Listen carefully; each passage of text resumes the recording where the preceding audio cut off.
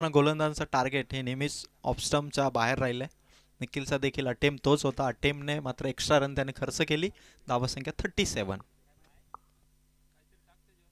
अमोल मोडकच्या पुढ्यात होता चेंडू आणि पाठवलाय सीमा बाहेर. चिक्को 11 वावलरी टीमचा षटकार, खणखणीत षटकार.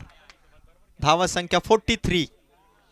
आज षटकारांचा पाऊस आहे शिवशाही चषक तलवडेच्या या स्पर्धेमध्ये. आणि चिक्को 11 वावललीचा फलंदाज अमोल मोडक मैदानावरती गेल्या गेल्या मात्र षटकार ठोकतोय आणि अमोल शेळके इथे मात्र धावांची नोंद करतोय. धाव नोंदक अमोल शेळके आणि बॅटर आहेत मात्र अमोल मोडक. धावसंख्या 43. नेरल डी टॉस जिंकला. हरेशने फिल्डिंगचा निर्णय स्वीकारला आणि तदनंतर आव्हान आहे ते मात्र वावलली टीमच्या फलंदाजांचं. पुन्हा एकदा अमोलचा प्रयत्न ऑन साइडला. समोर एक खेळाडू वैभवच्या पुढ्यात चेंडू आला तोपर्यंत धाव मिळेल एक. धावसंख्या पोहोचली ती मात्र 44. योगेश जरूर या शॉटवरती जरूर थोडा नाराज असेल कारण हा देखील चेंडू चांगला होता. धावसंख्या 44 आणि शेवटचा बॉल आहे तो मात्र निखिल या गोलंदाजाचा नेरल डी कडून. Over number 3.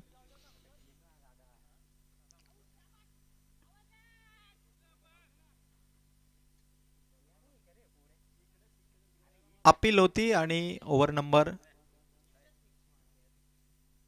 3 चा खेळ इथून कंप्लीट होतोय.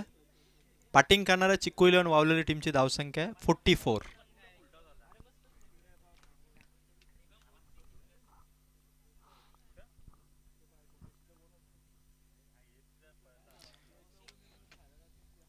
पहिल्या ओव्हरमध्ये धावा दिल्या हरेश कारालेने 4. दुसऱ्या ओव्हरमध्ये वैभवने धावा दिल्या 22. 26 होत्या 2 ओव्हरमध्ये आणि तिसऱ्या ओव्हरमध्ये निखिलने धावा दिल्या 18. अशा 3 ओव्हरमध्ये 44 44 धावा आहेत. आणि इथून मात्र आता लास्ट ओव्हरमध्ये नेरल डी टीम कडून 4थ्या क्रमांकाचा गोलंदाज असेल स्लॉग ओव्हरमध्ये भावेशला आणण्यात आलंय. आणि योगेश कांबेरे आणि अमोल मोडक या फलंदाजांचं आव्हानात्मक फलंदाजीचं स्वरूप सध्या मैदानावरती धावा आहे 3 ओव्हरमध्ये 44.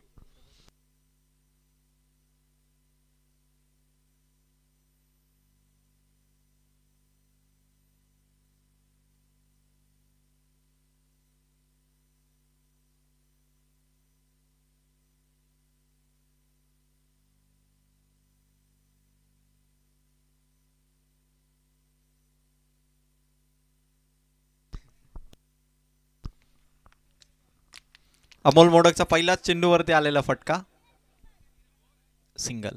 स्ट्राइक रोटेट होईल. स्ट्राइक वरती असेल योगेश कांबेरे. धावसंख्या 45. 5 चेंडू आहेत. भावेश आणि त्याच्या समोर येतो मात्र योगेश कांबेरे. भावेशचा हा चेंडू पंचांची मुवमेंट आणि व्हाईट बॉलने इथे एक्स्ट्रा रन खर्च करतो तो भावेश. धावसंख्या 46.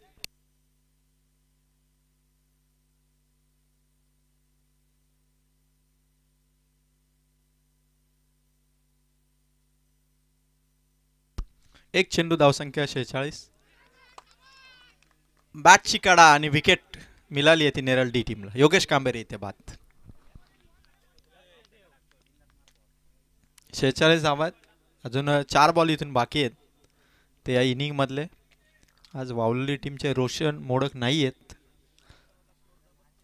त्यामुळे इथून आता योगेश बाद झाला. चांगली धावसंख्या पण अजून 46 ला 60 मध्ये कन्वर्ट करणं हे गरजेचं आहे. या विकेटची आउटफील्ड आणि बॅटिंग किंवा चेसिंग करत असताना फलंदाजांना होणारा फायदा सगळ्या गोष्टींचा विचार करता किमान 60 धावा पाहिजेत.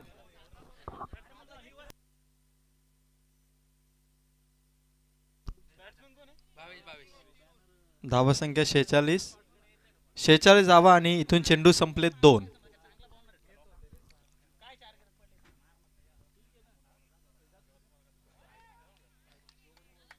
आणखी एक व्हाईट बॉल आलाय तो मात्र भावेशचा. व्हाईट बॉल नंतर योगेश कांबेरेची विकेट त्याने मिळवली. पुन्हा व्हाईट टाकला आणि आता समोर येतो भावेश. 47 धावा.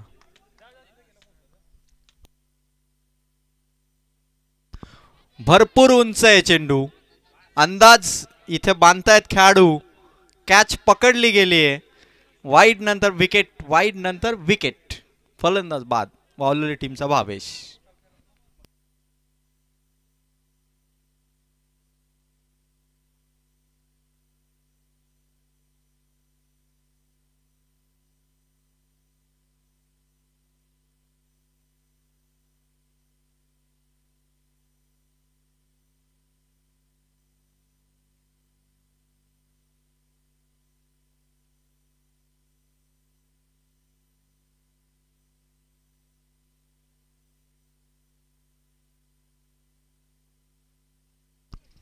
धावसंख्या 47 आणि लगातार 2 धक्के दिले ते मात्र नेरळ डी टीम कडून भावेशने.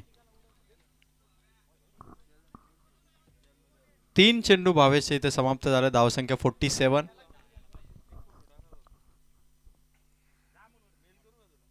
अनिलच्या बॅटमधून इथं सिंगलचा प्रयत्न, अनिलचा एकच धाव. वावलेली टीम कडून अमोल स्ट्राईक वरती येणं गरजेचं होतं. आता या इनिंगचे चेंडू शिल्लक आहेत 2. धावसंख्या 48.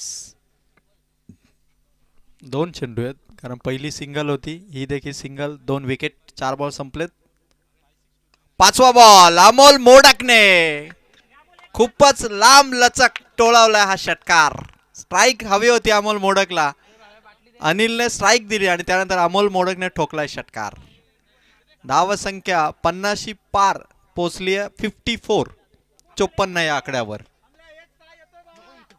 आणि शेवटचा बॉल या पहिल्या सत्राचा वावलेली टीम साठी.